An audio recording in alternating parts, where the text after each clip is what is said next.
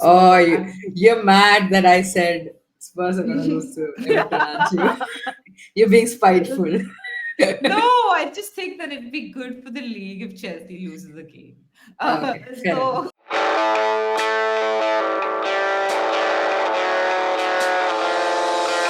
Hello, everyone. Welcome back to our channel, All About the W. My name is Kai. I am joined, as always, by my co-host Ash. Ash, how has the international break been for you? the international break has been amazing. And I will say that I'm very appreciative of all the people who watched our Barbara Banda episode and liked it and subscribed to our channel. It was very exciting for us to find all these new people who are interested in women's football. Yeah, I think it was really exciting for us to see that there was a lot of love for Barbara Panda in our comments, and that was, as people who really care about women's football being an inclusive space in all sorts of ways. I think it was really heartwarming for us to see that as well. But we are here not to talk about Barbara Banda, but to actually preview Game Week 9 of the Barclays Women's Super League. Um, so obviously, I think maybe Ash, we can quickly have a look at the table. Um, as it stands right now, we basically, I think maybe we can start from the bottom. I think the bottom of the table does look a lot more exciting than the top of the table. We have Crystal Palace, West Ham, Leicester, and Everton. No, sorry, Crystal Palace, West Ham, and Leicester all at 5 points, and Everton at 6 points. Villa Villa as also well at as 6. Yeah, so like very tight there at the bottom of the table. It's I think some of these upcoming fixtures are going to be really crucial in deciding what that bottom half of the table looks like yeah. come Honestly, the end of the I year. think I think it's jam packed till Liverpool because there's not that much of a difference between 5, 6, and 9. Yeah, Uh, at Spurs as well, like at 7 points. I think that from 7th to 12th, those positions are very very interchangeable because they're just one yeah, match away from yeah. One finishing. loss or a win here and there, it's just like the whole thing flips. Yeah. So that bottom half of the table is something we should really keep our eyes on. But yeah, Chelsea is still top. Obviously, Chelsea had that additional game that was postponed, which means Chelsea are now 5 points clear of City. Chelsea 24 points, City is 19, Brighton at 16, still exciting, still in third. Arsenal at 15, not too much separating Arsenal, United, and Brighton there as well. So, interesting few weeks ahead, I'm guessing, as far as the standings in the WSL are concerned. Um, but I think when we look at that top half of the table, the most important fixture of the weekend is probably that first match between United versus Liverpool, because I'm assuming um, Liverpool would want to take some points off of United there. But it's going to be an exciting fixture. Ash, do you want Yeah, to I mean, get us started on that? Yeah. yeah, sure. I could get started on that. So, both teams have lost their previous games, so it's going to be an exciting fixture because I'm guessing they both want to get a move on or getting back to winning ways. For United, Ellatoone is still out with a calf injury, and Turland is also injured. And after the Chelsea game, I'm wondering if Skinner will go with Rachel Williams again as striker to replace Sterling, or whether he'll try playing Mallard there. I do believe she was effective when she came on against Chelsea. I also think that there's pressure on Skinner to win this somewhat because now that Arsenal's found form, I reckon teams like Liverpool, Brighton, and United will all duke it out for that fourth spot. Plus, Brighton are playing Chelsea, which means they could possibly drop points. Like this is the opportunity for United to get somewhat ahead of the pack and even push for third. So that it will be exciting. Leticia came off with a concussion in the Chelsea game, but she played for England against um, was it Sweden or who was it against? It was Switzerland.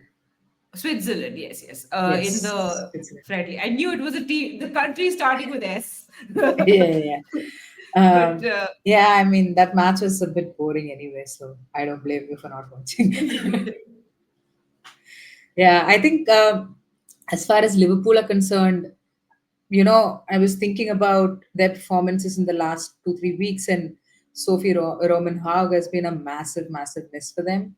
Like, suddenly they don't have that focal point up front, and Liam Kiernan has been playing reasonably well as his.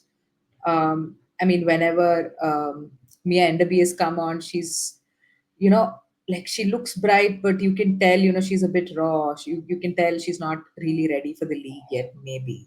Or maybe she's that impact sub that Liverpool needs and not somebody who starts.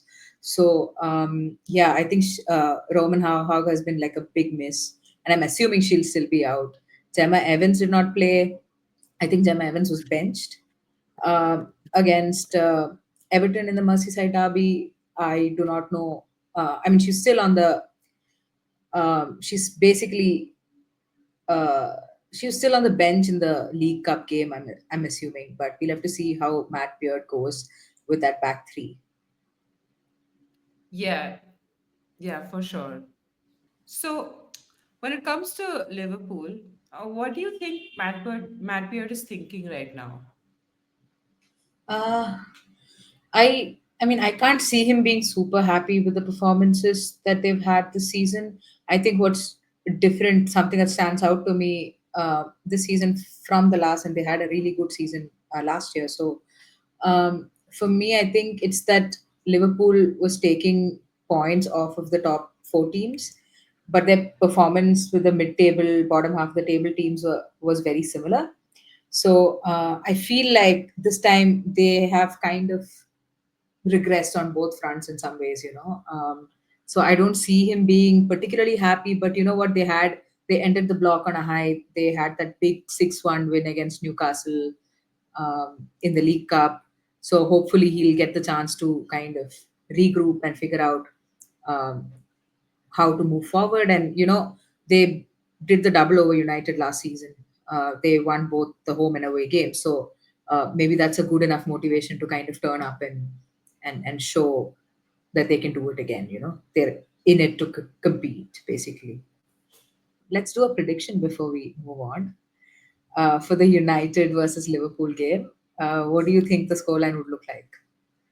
Yeah, I was just going to ask you predictions, but I think this could be a draw, honestly. Like, I can see it being a draw. I think 2-2. Yeah, I was going to say 1-1. Like, Yeah. United are not really. Honestly, I feel like both teams are not doing extremely well in front of goal. So I Mhm. can totally see it being a draw, maybe like a 1-1 or a 2-2, whatever. But yeah, I'd say 1-1. You said 2-2. Okay. The next one, obviously, Spurs versus Everton. Spurs have had a difficult run of games. So, Ash, what do you think? Where do you think Spurs are? Like, we've had an international break. You've had some time to reflect on the performances in the last block. So, where do you think Spurs are, and how do you think they will play against Everton? Honestly, like Spurs really need to win this if they want to salvage their season and get out of their, current defensive rut. Like we've been saying it for a while now. It's mad the number of goals they've conceded. They might take confidence from keeping a clean sheet against Villa in the cup, beating them 1-0. I'm just hoping that the international break, has been an opportunity to run training drills and uh, on how to defend against set pieces, pass out from the back, and for the attack, especially as strikers, to practice their patterns of play. Because right now, it all looks really slow and labored. Like it makes Spurs really easy to defend against because they look so predictable and so stodgy. Yeah, yeah. I mean, it's true. I feel like when I think about Everton, they give me two very different vibes. Sometimes I feel like like for example, in the game against Arsenal, and to some extent, okay, maybe not in the game against Chelsea, but at least in the game against Arsenal, um, they did look fairly organized, and in the Merseyside derby as well. They looked really organized and difficult to break down. So, I mean, it could be that version of Everton that turns up, or it could be a version that concedes 5 goals. We don't know. But Yeah. yeah, I think it's going to be a real test for this team. And like we said earlier, it's just 1 point that's separating the bottom four teams, and then you also have Spurs and Everton just being separated by 1 point. So it's going to be a big, both teams are going to want to come out and like win this game. Yeah, yeah, for sure. So predictions, what do you think? Ooh, I'm gonna say I'm gonna say 2-1 Everton. Really? I'm surprised Yes. by that. I'm very surprised by that. Mm. Uh, I think you have like burned from predicting Spurs wins.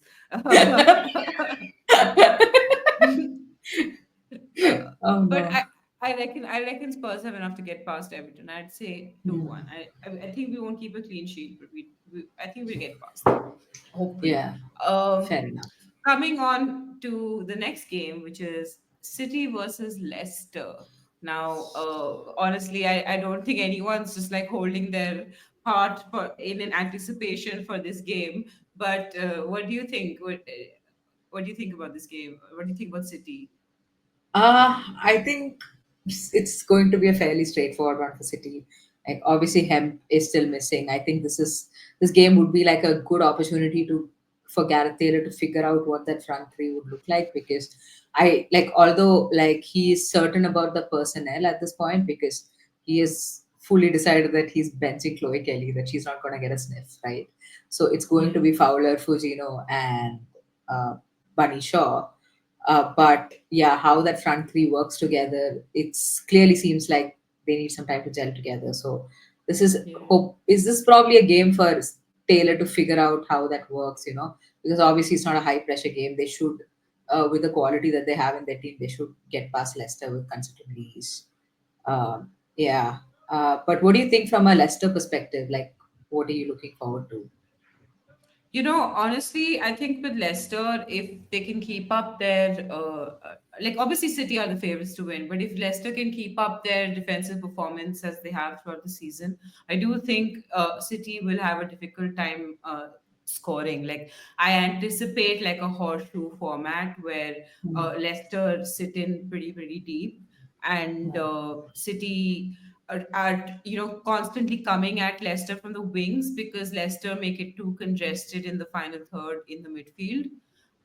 And I did think that City lacked creativity against Chelsea without him. So I'm wondering if Leicester could use that to their advantage. Like I'm wondering if the lack of creativity will become a problem against a congested Leicester box. Yeah. Yeah. We'll see how that goes. So, prediction dash, what do you have for us? I'm going to go 2-0 City. I mean, I still think City will edge it Yeah, comfortably. I think I'll go with 2-0 City as well. I think Leicester are going to hopefully not concede too many goals, because I mean, I think the one silver lining in their very, very dark cloud of a season has been their defensive performance. So, hopefully, that will continue to work for them. Yeah. Yeah. Okay, coming to the game I am most looking forward to this weekend. It is your beloved Chelsea hosting Brighton, the new Yeah. kids on the block. Yeah. Yeah. Um, it's just I find this is going to be such an tactically exciting game of just like two teams just playing at like beautiful sheer attacking football. It's just going to be one of those sensory overloads. Yeah. At least I hope so. What do you think about this game? Yeah, I think, I mean, in terms of team news, I think I'll start off with that. Like, Ramirez is out, so that's going to be I'm assuming Ramirez will be out because she came off with like a muscular injury, is what their coach said in a friendly against Argentina. So, that's going to be a big miss for Chelsea. But on the other side, you have Frank Kirby, who came off with uh, an injury in the friendly against Switzerland, which is obviously heartbreaking because honestly, I feel like as a Chelsea fan, as a Fran Kirby fan, the one thing I want for her is to just stay fit because she's such an exciting footballer. And you know, in the last game that Brighton played, you just saw those bright sparks from Fran Kirby. Like you could see, you know, how good her movement is, how good she is in finding spaces and setting up goals and setting up, you know, doing those neat little passes in the box and things like that. So it is a real shame, and we don't know. I think we'll probably find out on Saturday about Thor's daughter and Jocelyn Karabali as well in terms of their fitness. But I'm really curious to see what Vidicic comes up with. He's had the international break to sort of mull over how to approach his game, if there's going to be a change in style of play, or if he's going to stick to his guns. But as you said, you know, it's going to be a very interesting tactical battle because Sonia Bompastor, after the match against Manchester United, said that the one thing she wants to improve on is for Chelsea to be better with the ball, like be better in possession, and also be able to hold on to the ball. Uh, like she's been saying that from the very beginning that we want to be a team that dominates the ball, but we've not seen too much of it, you know. And Brighton are obviously a team that's going to fight for the ball as well, right? So in terms of that bit that she wants Chelsea to improve with, it'll be interesting to see how that plays out in against a team like Brighton. I Yeah, do, I think. honestly, I do think the Ramirez miss is huge because when Brighton are playing out from the back, like Ramirez pressing, I think is what gains Chelsea that advantage, Mhm. especially because of how just physically dominant she is when she's pressing, and the whole team sort of like takes their cue from her. Yeah, So I think that that's going to be a really big miss because Brighton are do make mistakes when they pass out from the back. yeah, So, and absolutely. without Torres daughter and Karabali, I think that those mistakes are even more likely. So the Chelsea press would work against them. I also thought the Chelsea midfield was a little stodgy against United and Yeah, couldn't keep the ball really well and had a lot of misplaced passes. And Brighton's the kind of team that's really like, even though they have a high possession game, they're pretty direct. So yeah, I see it being like four passes and a goal. So yeah, um, absolutely. I can see that happening. Both teams have injuries. I It's just going to be quite interesting. Yeah. Um, I think for this one, I'll predict 2-1 Chelsea. It's going to be a tight game. 2-1 Chelsea. Yeah, you know what? I'm gonna go just so the league gets more interesting. I'm gonna go Brighton. Oh, So you're mad that I said Spurs are going to lose to Everton, aren't you? You're being spiteful. No, I just think that it'd be good for the league if Chelsea loses a game. Okay, fair enough. So I mean, obviously I don't want Chelsea to win every week, but uh, I would say 2-1 Brighton. 2-1 Brighton, yeah. Let's see. Yeah. Okay, the next fixture is Arsenal versus Villa. Obviously, two teams that are looking very different from last year. Ash, like, what do you think this game is going to offer us? It's going to be exciting, I Uh, think. Hmm. Yeah, so like last season, I know that this fixture caused a lot of problems for Arsenal, and they needed a late winner from Russo. But things are very different from where they were when we saw them last season. There are new managers. Arsenal have found their goal scoring form under Sleggers, and Villa are definitely struggling, especially to score goals. I saw them against Spurs in the cup, and like they just looked really out of it. And they barely eked out a win against Palace as well in the league. So I do think that uh, Villa will find it hard to take points off of Arsenal. But at least they're back into winning ways, so maybe it might happen. I, Yeah. what do you think? Yeah, I think Villa. I'm still not able to figure out Villa. You know, in the first 3-4 games, I was thinking, not five. I mean, game week 9. So in the first Yeah. 6 games, I was thinking that Villa's midfield is a problem, and once they sort out the midfield, they'll be fine. And to some extent, I was right. Like, Yeah. Lucy Stanifer coming into that midfield, that team definitely looks like a lot different.